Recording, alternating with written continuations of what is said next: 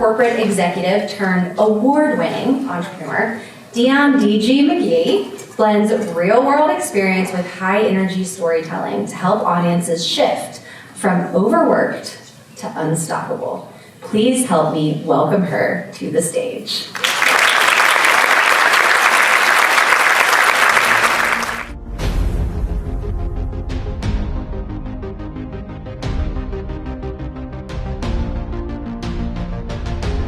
Every journey begins with a choice to answer the call on your life.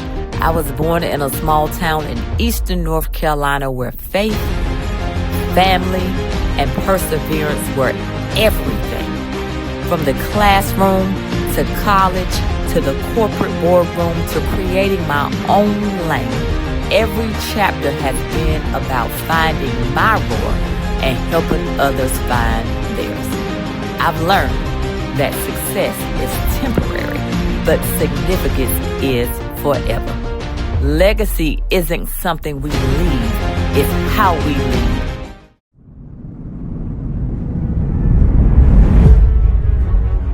If the lion is the king of the jungle, how can he be the king of the jungle? If he's not the biggest, the elephant is probably one of the biggest. He can't be the fastest because that's a cheetah. He can't be the smartest. So he's not the biggest, the fastest, or the smartest. So how does a lion become the king of the jungle? His mentality. That's the only difference of a lion and an elephant. When a lion walks up and sees an elephant, he thinks lunch. An elephant thinks run. And it's all mentality. Because when a male lion walks up, he may be outnumbered by a pack of hyenas, but I'm king of my jungle because of my mentality. What happens when you're a gazelle and you're not being pushed, you're not being prodded, you're not given a reward, nobody's encouraging you? What happens when you're a gazelle and the lion's not chasing you anymore? You stop running. The Dash by Linda Ellis. I read of a man who stood to speak at the funeral of a friend. He referred to the dates on the tombstone from the beginning to the end.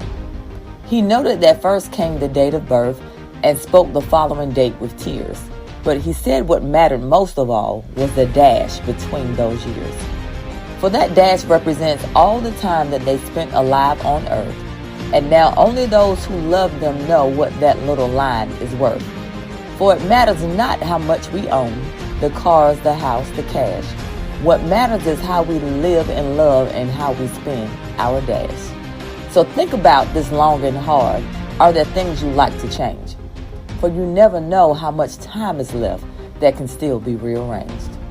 If we could just slow down enough to consider what's true and real, and always try to understand the way other people feel, and be less quick to anger and show appreciation more and love the people in our lives like we've never loved before.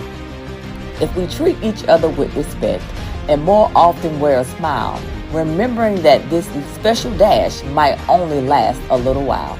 So when your eulogy is being read with your life's actions to rehash, would you be proud of the things they say about how you spent your dash? Thank you.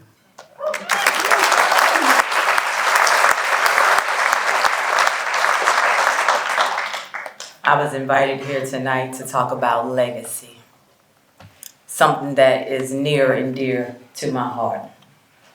As stated, legacy is not what we leave, but what and how we lead. If we want to build something that lasts, we must live our legacy, our dash, out loud each and every day. So it is an honor to be here tonight. I represent a small town in eastern North Carolina. I like to call it the metropolis of Washington, North Carolina. Thank you very much. I heard somebody say Little Washington. I said metropolis. I heard that. Yes. And what I will say about Washington is what was near and dear to my upbringing was faith, family, and hard work.